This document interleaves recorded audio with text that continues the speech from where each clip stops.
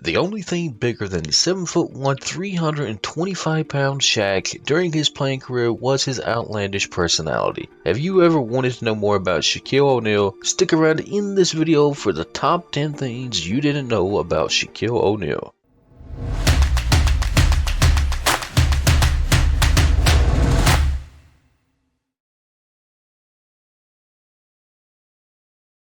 What's poppin' peeps? Welcome back to another video. Thank you so much for clicking on this. I really appreciate it. But hold up, before you get further into this, be sure to subscribe with those bell notifications on so you do not miss a single upload. Without further ado, let's get into this.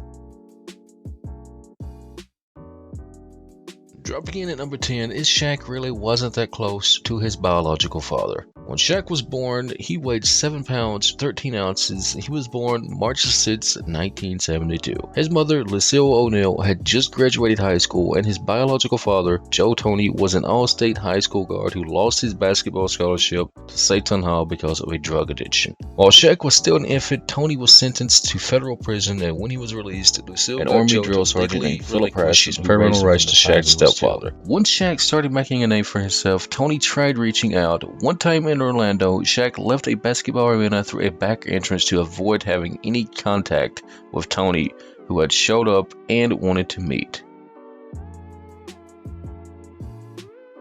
Dropping in at number 9 is Shaq's stepfather once lost some teeth to a Boston Celtics legend. Harrison, who was also known as Sarge, was a gruff parent who often relied on physical discipline for the young Shaq, claiming he'd rather punish his son himself than see it done on the streets of Newark beyond his purview. Though tough, Harrison was a pillar in Shaq's life, and Shaq frequently praised Phil for keeping him out of trouble and giving him direction.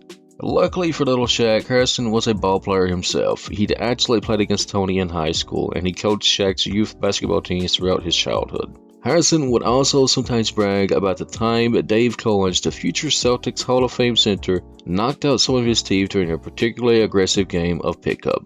In August 1969, according to the Tallahassee Democrat, Cowens, who was then a star at Florida State University, happened to be in Newark area because he decided to spend a few days with a fellow FSU teammate who was from nearby.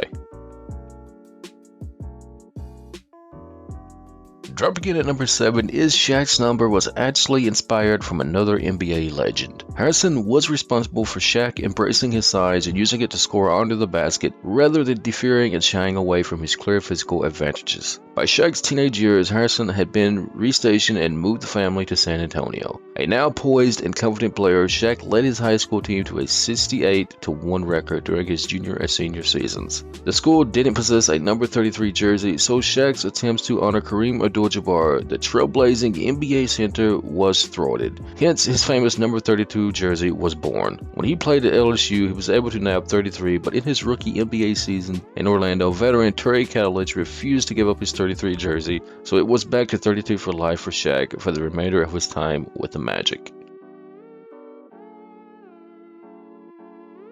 Jumping into the number 6 spot is Shaq was basically a boss in college. During the 1990 to 1991 season, it was Shaq's coming out party. At his second year at college at LSU, the Diesel was a man among boys, becoming the first player to ever lead the SEC in scoring, which was 27.6 points per game, 14.7 rebounds per game. His field goal percentage was 62.8%, and blocked shots was 140 that year.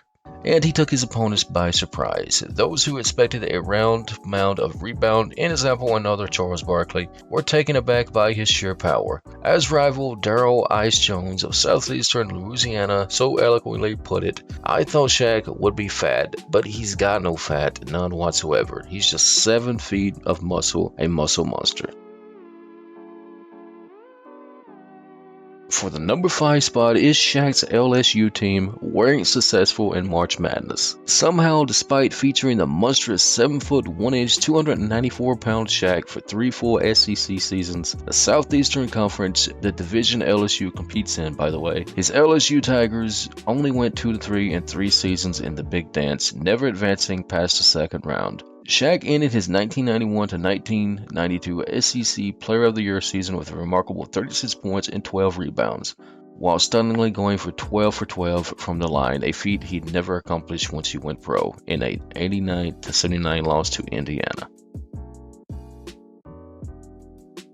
For the number 4 spot is Kobe and Shaq didn't really click on court. The most prominent portion of Shaq's career was spent in Hollywood, and his 8 seasons with the Lakers brought 3 NBA championships to the city. But while Shaq's LA years are known for being unfathomably dominant, many wonder how fruitful they could have been if he and teammate Kobe Bryant hadn't been so incompatible off the court. Bizarrely, the two couldn't sync their play properly from the outset based on talent alone. Long before the famous feud and struggle for credit and control of the locker room began, 2 of their first 3 campaigns together ended in embarrassing playoff sweeps. For the number 3 spot is Shaq destroyed so many backboards the NBA panicked and changed the rule book. Shaq soundly defeated many inferior opponents over the course of his career, and a few of those opponents were made of solid metal. In one infamous game against the Phoenix Suns in 1993, a particularly thunderous dunk caused the entire basket and its stanchions to collapse. The hoop's whole apparatus had to be welded to the tunnel for some mid-game welding. The big man made such a habit of terrorizing the equipment that the NBA freaked out and came out hard in favor of reinforcing their centerpieces.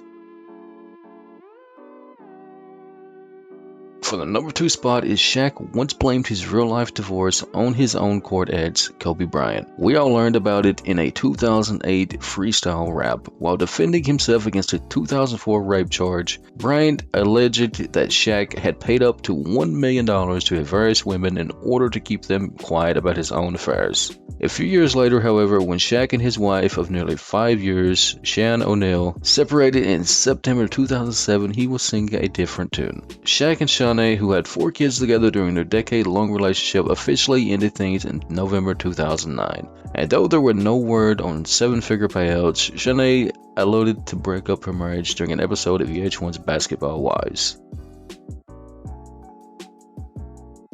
And finally, for the number 1 spot is Shaq actually has a pretty big stake in esports. Call him the big controller. Shaq was early to esports as an investor. In 2016, he, along with the Yankees veteran Alex Rodriguez and former Philly Jimmy Rollins, got involved in an ownership group that has a stake in NRG Gaming, a prominent organization of esports athletes. Now, Shaq is the general manager of Kingsguard, the Sacramento Kings entrant into the NBA's official 2K league, where competitors face off in NBA 2K, the league's permanent basketball video game. And in case you need a soundtrack to your gaming, Shaq has re-entered that space as well. He recently teamed with DJ Nightmare and Lil Jon to produce the EDM track Bang, his first new single in 20 years. That is it for the video, guys. If you made it this far, you are awesome. Thank you so much for watching. I highly appreciate it. Be sure to leave a thumbs up, share, drop a comment, all that good stuff. And if you're new here, subscribe with those bell notifications on. As always, I'll see you in the next one.